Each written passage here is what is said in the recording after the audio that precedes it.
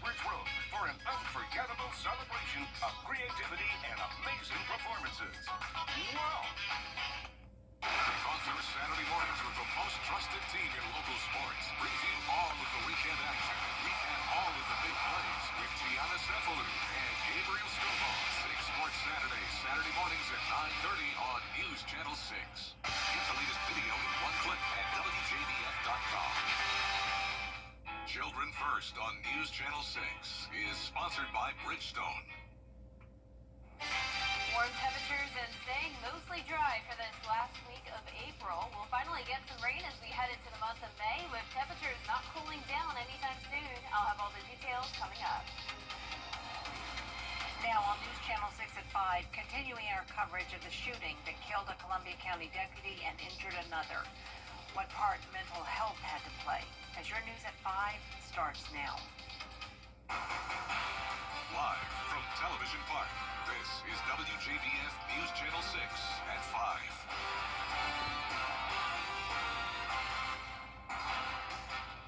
Good evening, everyone. I'm Jenny Montgomery. Thank you for joining us.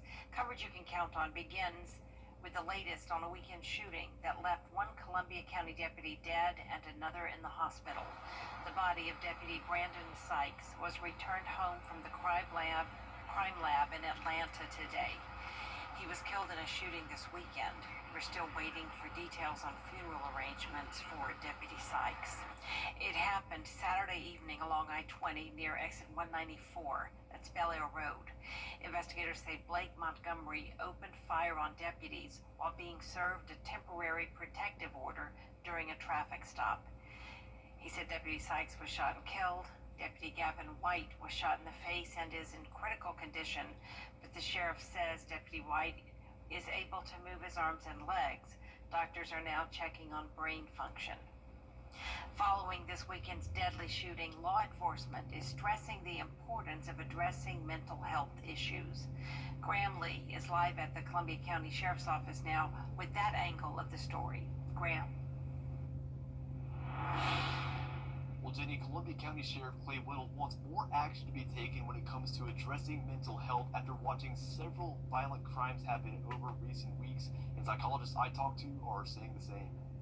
Unfortunately, this is what law enforcement is facing every day. The mental illness in this country is rampant, and nothing is being done. That's what Sheriff Clay Whittle told reporters at a press conference Sunday afternoon after one of his deputies was sent to the hospital and another killed over the weekend. You know, the officers are serving the community and trying to just go to work like the rest of us and do their job protecting the community. And anytime there's a loss of life or a serious injury, it's a tragedy. Dr. Christopher Drescher is a professor of psychiatry at Augusta University. He says a large portion of people with mental health disorders never receive treatment, and one of the biggest reasons why is because of the lack of resources around the Peach State. You look across Georgia, there's a lot of counties that don't have a single psychiatrist in the county or psychologist, and many that are underserved. Even in areas that feel more like medical hubs like Augusta, there's still pockets around the CSRA that do not have access to regular mental health care that's needed. The sheriff also spoke about bringing back mental health facilities like the inpatient hospital that was once in Milledgeville, Georgia. Drescher says while that is an option, reaching people where they are could be even more effective. We need crisis teams that can go out and assist people in the moment, but in their community. And we need the ability to have high-quality evidence-based services that serve people in their homes. It's a place that needs to be addressed by the medical community and our elected officials that fund those types of things here in the state of Georgia and across the entire nation. May is also Mental Health Awareness Month, and Augusta University is one of the places that has resources available, and if you want access to those resources, we will have a link to that on our website, WJBF.com. Live in Appling, Graham Lee, WJBF, News Channel 6. Shepherd Community Blood Center is hosting a blood drive to benefit Deputy Gavin White. As a result of his injury, Deputy White received several units of blood at Wellstar MCG. Now the community is being asked to help replenish that blood supply. For each donation, Deputy White's family will receive $20 to help with his treatment and recovery. Deputy White has donated blood with Shepherd on several occasions. I'm sure he never expected when he was a young man donating that he would be on the other side of a blood donation. And now that's happened, but none of us know when that could happen to one of us or a loved one. And so that's why, it's really important to, while we're healthy and able to be able to make that blood donation to help those in the community. Shepherd will operate on extended hours Tuesday and Wednesday from 8 a.m. to 6 p.m. All blood donations on those 2 days will go toward the replenishment effort. There's been a massive outpouring of grief and support from local, state, and federal lawmakers after Saturday's deadly shooting. Georgia Governor Brian Kemp says he and his family are praying for the loved ones and colleagues of Deputy Sykes and Deputy White. Kemp says he's been texting with Sheriff Whittle to check on the department and offer any help from the state. Kemp says it's never easy when a police officer is killed in the line of duty while protecting the public. It just, reminds us that we need to be thankful for our men and women in blue and our first responders, because they literally every time they go out the door, they could be facing danger like that. I have such high regard for them, but also, just want to keep that community, those families that were affected, and the other officer that was shot in our thoughts and prayers. The Georgia Bureau of Investigation says they were not called to assist with this investigation and that it will likely be handled by a local agency. Time now to turn our thoughts to first weather, and for that, we check in with Chief Meteorologist Jenna Petracci. Well, it's a nice sunny day out there and warm once again. I mean, we have had above average temperatures for quite some time now. And right now on our Terry Lambert Hyundai Skyview cam from Wellstar MCG Health, not a cloud out there, and temperatures are sitting mostly in those lower 80s. McCormick, you're at 80 degrees, Allendale at 79, 81 in Swainsboro, Augusta 82, Aiken at 80, and Saluta's our coolest spot at 78 degrees. Now, the relative humidity is also pretty low today, so it's a nice, dry, and sunny day for us. With that humidity at 29%, Augusta winds out of the east, 11 miles per hour in Aiken, 7 in Augusta, 9 in Evans. So overall, pretty light winds for us today, with most of the cloud cover down to our south. As we zoom out here, you can see some isolated storms over in southern Alabama, and then more scattered activity along the Florida Peninsula and off the coast. A minor disturbance down there, but for us, high pressure is keeping us dry with not much going on over the next few days. Your evening planner looks good. We'll drop into the upper 70s by 7 p.m., 74 by 8 o'clock tonight. And looking ahead, you can see the warm weather continues up to 87 Wednesday and Thursday.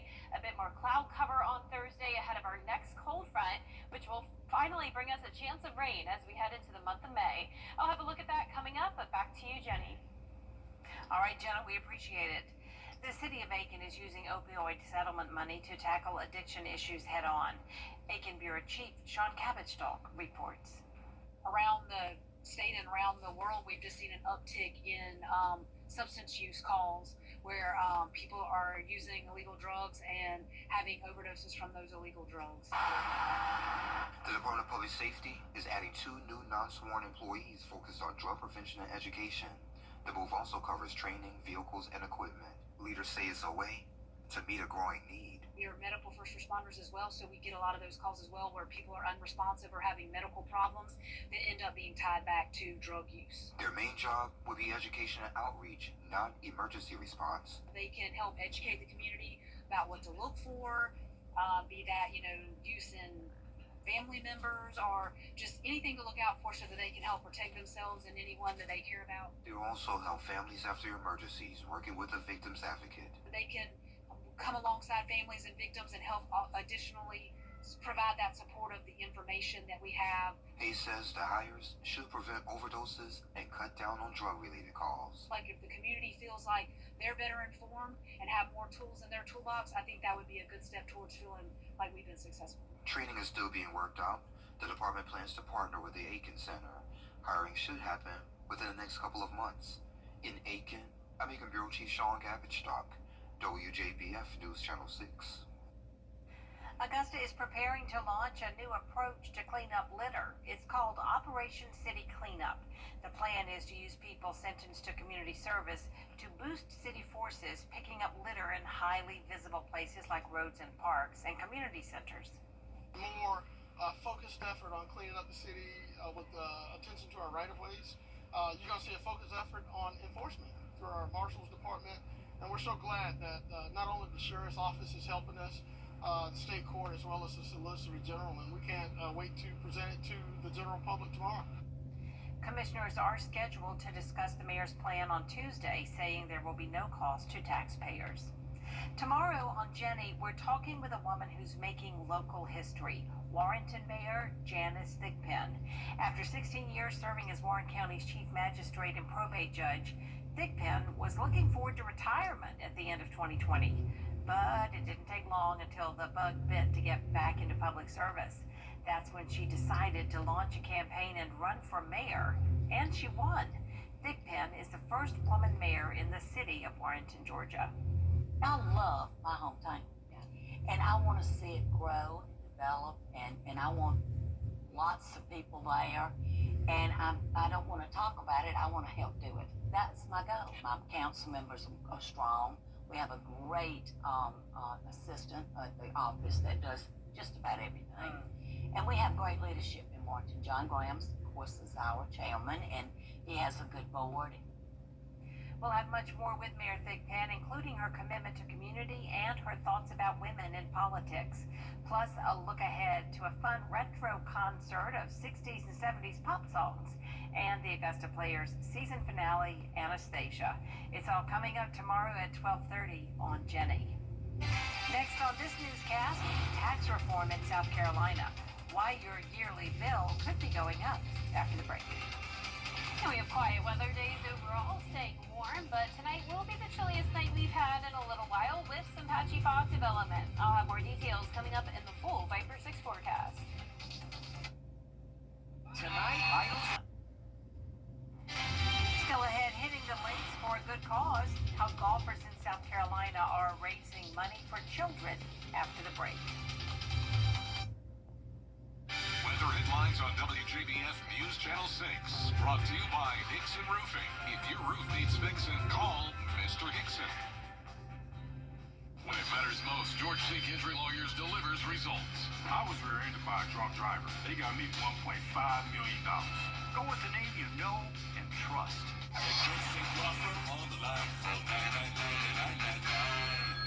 So what do you think about these? Professional grade. Master your car buying experience at masterbuickgmc.com. Join us at Rally Point Grill here in Evansville. Everyone welcome, veterans and first responders honored. Sherry Osborne, Certified Painters. Call us, we'll paint happy for you. Locally owned and operated since 1985. Mark Dent's Tire Pros. Love the drive. Building confidence with hands-on learning. Book your child's birthday party with Snapology today. Augusta Family Dental. We now have 4 locations to serve you. Check out the new larger Super Saver magazine and our new mobile app at supersavermobile.com. George C. Gendry Lawyers delivers results. I was injured. They got me $774,000. Go with the name you know and trust.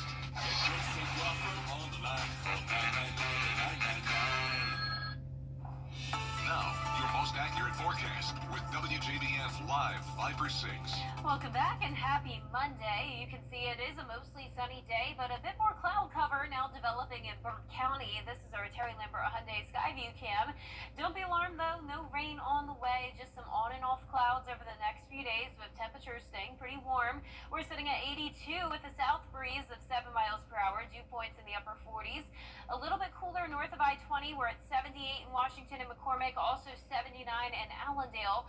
Otherwise, most of us are at the 80-degree mark, if not warmer. You can see that cloud cover just to the south of Richmond County, and as we zoom out here, you can see we have all this dry air in place with high pressure in control, and all of the moisture is down in South Georgia, the Florida Peninsula, and off the coast here with a minor disturbance. So overall, that high pressure is keeping things pretty quiet, just that cloud cover to the south of Augusta. And for tomorrow morning, it's possible that we could see some patchy fog, say between 5 to 8 a.m. Temperatures will be a little bit cooler than what we've gotten used to. We've had a lot of lows in the lower 60s. Now we have a low of around 55 tomorrow morning, and then we'll climb into those low to mid 80s in the afternoon. Now the low temperatures are going to climb As we go into the rest of the week, back into those lower 60s Friday and Saturday, and then by the weekend, a little bit chilly again, going down into those low to middle 50s. Now, the high temperatures are following a very similar trend here, up to 87 Wednesday and Thursday, and then down to around 82 on Sunday, but every single day is looking above average. Now, the rain chances are below average, and it looks like we're going to finish off the month of April with a pretty big deficit here. We've only picked up around 1.5 inches for the month, and typically we end the month with over 4 inches, so it's not looking good when it comes to our drought situation. On Friday, it's not going to be a complete washout either, just think some scattered showers and storms starting in the afternoon.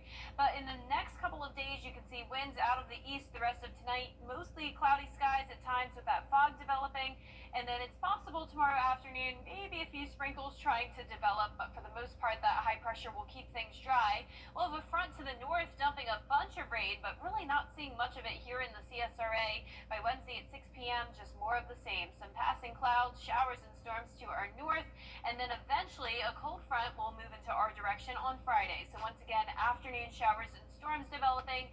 Still too early to tell if this is looking like a severe weather outbreak or a severe weather threat, I should say, but we'll certainly keep you updated. There's always the possibility of some stronger storms when we have all the warm temperatures, which will be the case for our Friday. Now, it's not looking like this will dump a whole lot of rain, though. Notice over the next 7 days, the potential rainfall really under 1/10 of an inch in our neck of the woods here. Now, the good news, at least, is that the allergy forecast is looking pretty good. Medium pollen levels over the next few days to come. Our lows tonight will be in the mid to upper 50s, some of us at 60 degrees. Highs tomorrow are going to be in the low to mid 80s. And that 10-day forecast is showing a dry next 10 days, other than that chance of rain and storms on Friday. We'll be drying out and sunny again just in time for any weekend plans. And next week starts out sunny and dry as well. We'll see warm temperatures every single day, some upper 80s at times, still staying shy of that 90-degree mark for now, but the 80s are feeling great. Absolutely. Thanks, Jenna. The second annual Carolina Children's Charity Golf Tournament took place today on Daniel Island Club. Money raised through the event will benefit South Carolina children with birth defects and childhood diseases.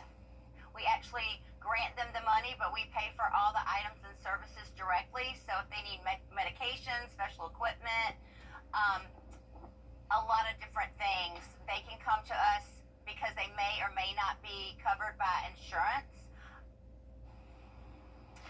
With the event continuing to grow, Carolina Children's Charity says they plan to have it annually, thanks to golfers and businesses, supporters, and sponsors. Up next, making wishes come true in the happiest place on earth. What Disney's doing to honor the 45th anniversary of the Make-A-Wish Foundation. After the break.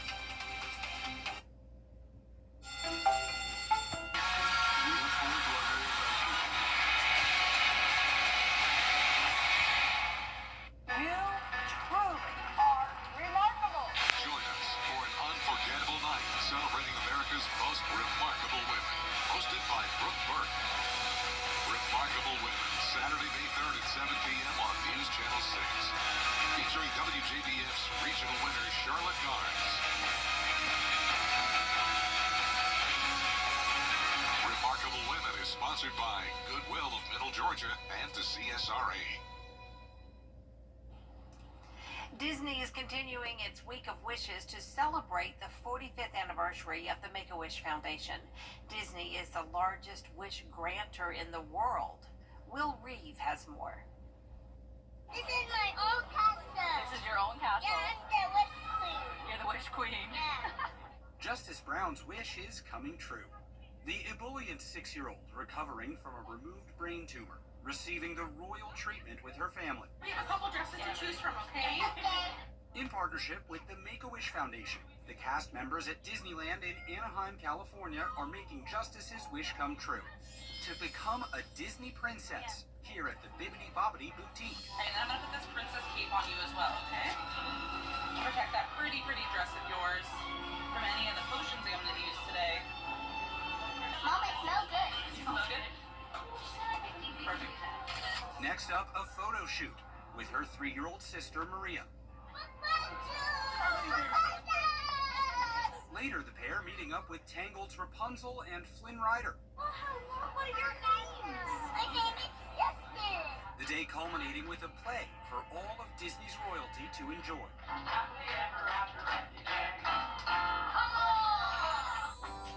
Justice is now a part of the storied legacy of partnership between the Make-A-Wish Foundation and Disney. No one else has such a powerful connection with children and families, which is why we take this privilege and responsibility so seriously with Make-A-Wish. It all started in 1980 with 7-year-old Frank Bopsy Salazar, diagnosed with leukemia. Bopsy becoming the first official Make-A-Wish kid, requesting a trip to Disneyland, and that was just the beginning. A Disney wish is granted every hour of every day, and we take pride in being the largest wish granter in the world. For Justice's mother, Kelly Jackson, this experience is one the family will cherish forever. This is just a dream come true. It's a dream come true, and I don't, yeah. I'm so thankful. I'm so thankful. I fainted today. I feel so happy.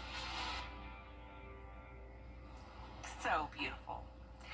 That does it for us this half hour, but there's more coverage you can count on coming up at 5:30, including Congress back from recess, how lawmakers are working to pass a spending bill. Up next at 5:30.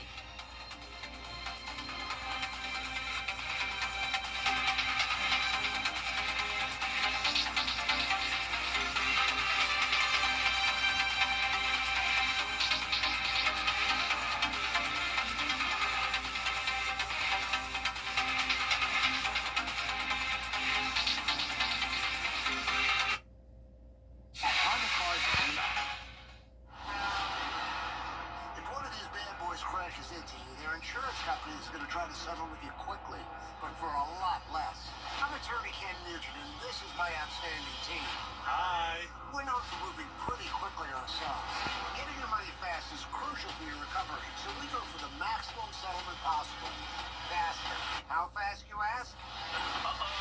One call, that's all. Call Ken.com. It's payback time. Some people hear the name Goodwill and TopCookoff.com. May 9th and 10th, rain or shine. Waynesboro has fun, y'all.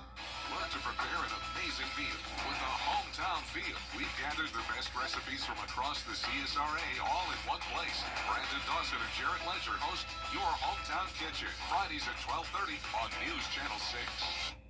The Live 5 for 6 mobile app. Download it today. Warm temperatures as we wrap up the month of April, and we're staying dry. We won't see our next chance of rain until the first couple of days of May, and this weekend looks fantastic. I'll break down all the details coming up.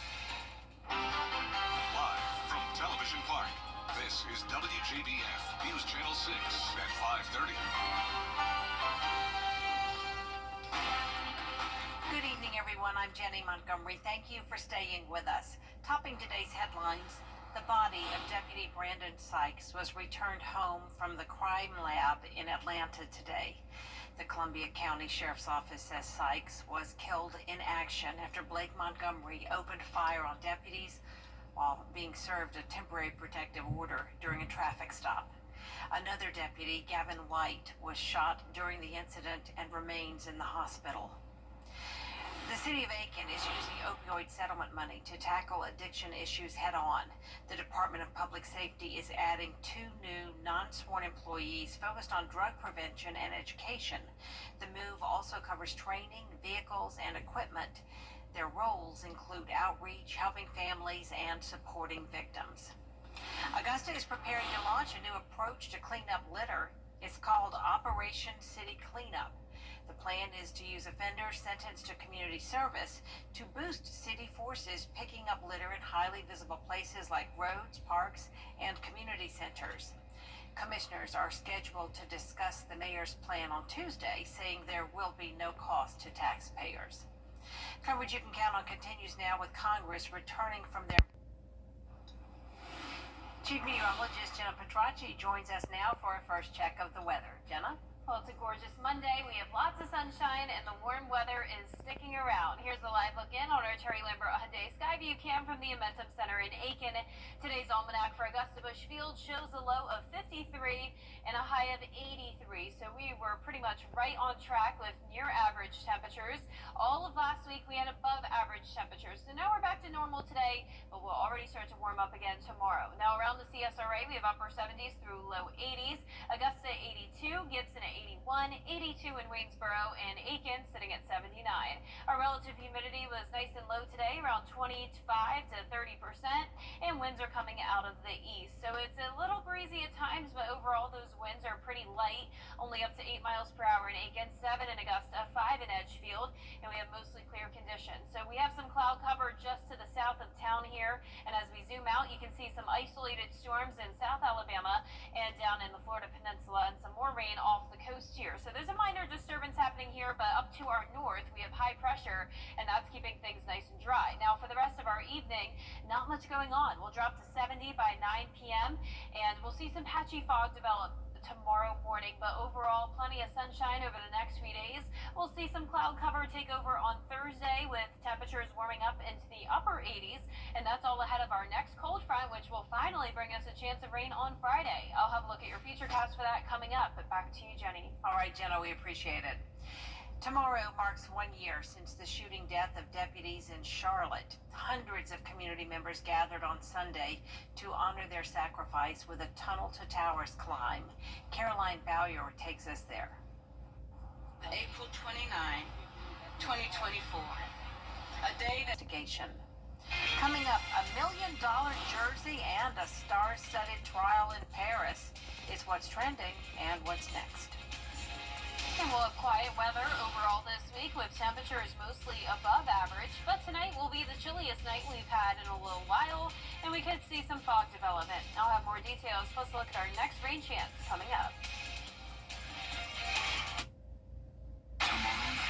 Your partner in life. 5 for 6 is weather coverage you can count on.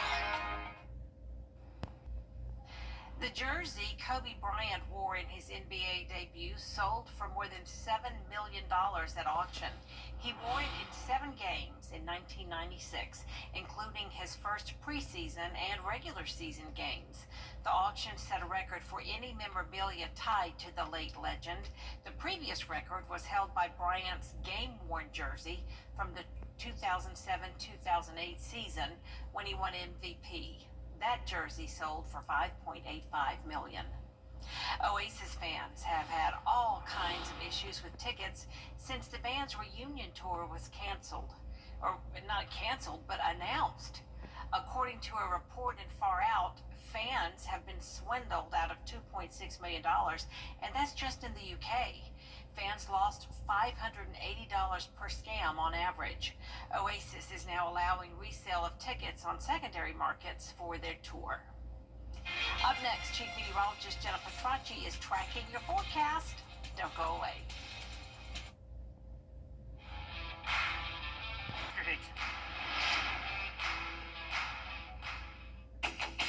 It's Kyle's last spin on his turntable from college. Yeah. And the first day of Kira's new career in IT. It's the last tea party for Crystal and Miss Marshmallow. And Sarah's first day of management training at Goodwill. When you donate items to Goodwill, you help provide skills training and career placement for people seeking to realize their potential. And the things you love, get to start a new life too. Ready, set. At GeorgiaPower.com today. Queen City Home Store is expanding with 9 new stores across the Carolinas. And to kick things off, we're giving you the chance to win big during our Royal Celebration giveaway. Weekly prizes totaling up to $50,000, including KitchenAid mixers, espresso machines, full kitchen appliance packages, and the grand prize, a brand new living room suite. Enter now at QueenCityOnline.com/giveaways. Visit us in store and follow us on social to join in on the excitement. Queen City Home Store, where you're always home. Automakers recalls at checktoprotect.org.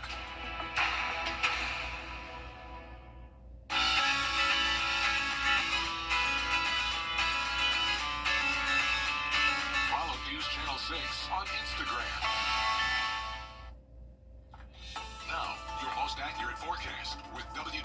WJBF Live 5/6. Welcome back. You're taking a live look in on our Terry Lambert Hyundai Skyview Cam now at the Amentum Center in Aiken. It is a beautiful sunny day for us. You can see we have barely any clouds out there at all, and our temperatures are just slightly above average. We're sitting at 82 degrees. We have a south wind of 7 miles per hour. Dew points are in the mid to upper 40s. Humidity at just 29%. Now around the CSRA, we have 78 degrees in Washington and Saluda. Aiken, you're right at the 80-degree mark, 82 in Waynesboro and 82 in Sandersville.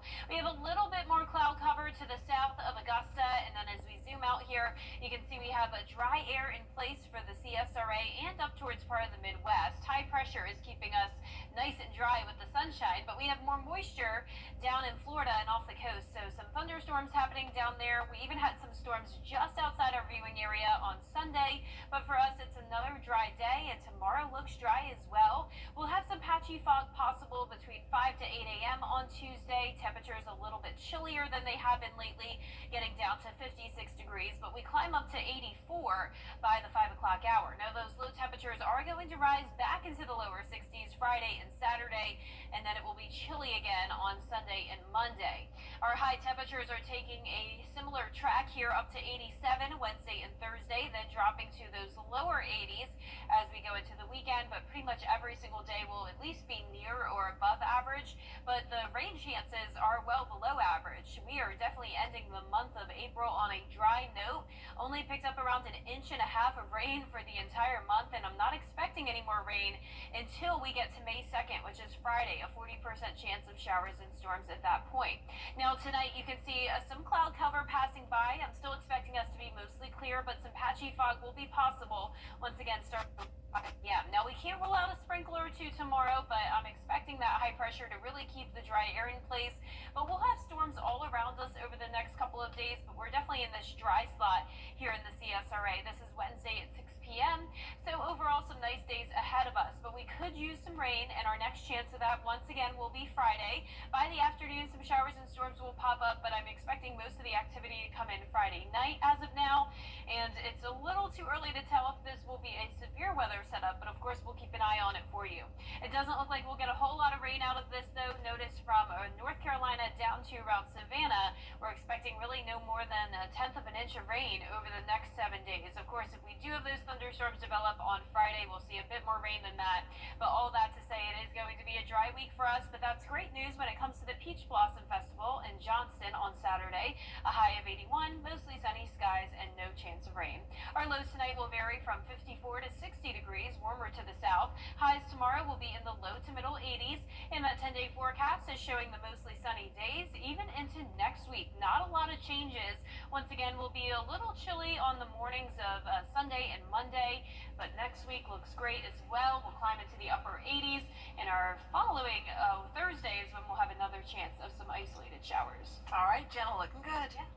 1 million trees later and still standing strong. Friends of Trees in Oregon planted their millionth tree since 1989 over the weekend. Organizers say despite the loss of federal funding, they're looking forward to planting 1 million more local trees. We just want to thank Portland and the 6 counties where we operate. Over these 36 years, you've helped make this possible, and we are so grateful to you. Boy, I think nobody can appreciate what they're doing planting trees more than we can here. What do you think? Friends of Trees plants local trees and plants across the state of Oregon. Still ahead, protecting trees from severe weather. How a new device is helping scientists understand the impacts of the forecast. Next. Insurance companies. MC. Fines for coins since 1941, now located in the Westtown Plaza in Martinez. Culver's of Grovetown.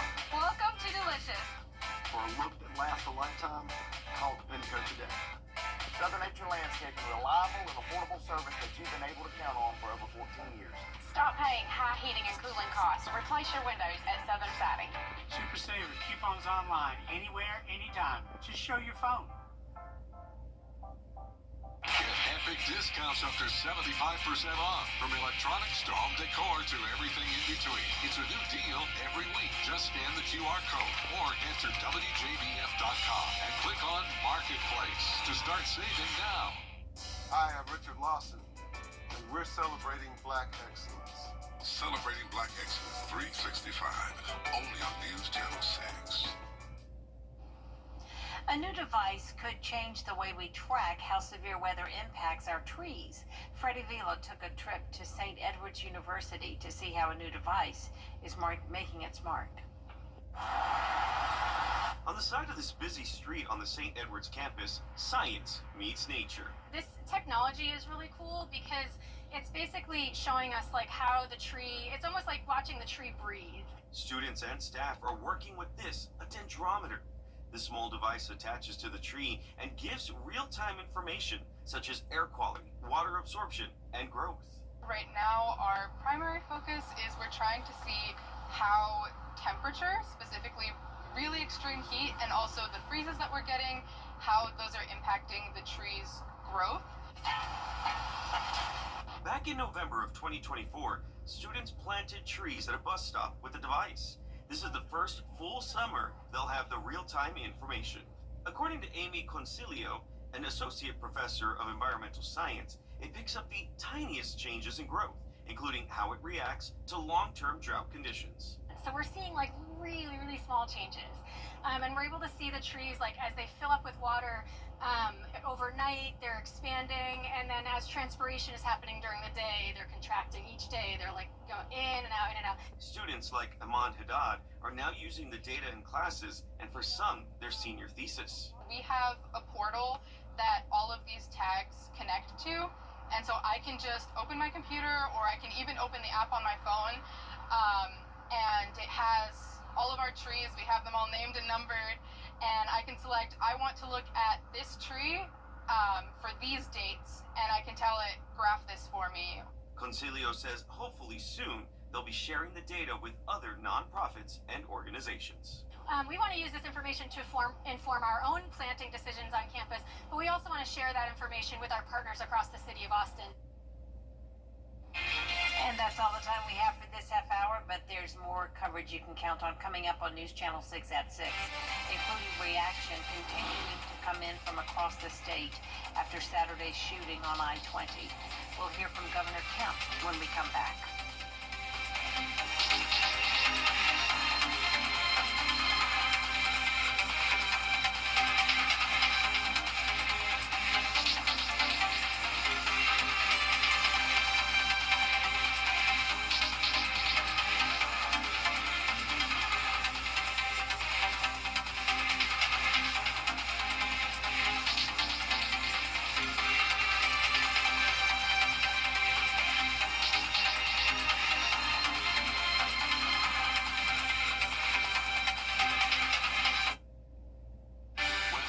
On WJBF News Channel 6, brought to you by Hickson Roofing. If your roof needs fixing, call Mr. Hickson.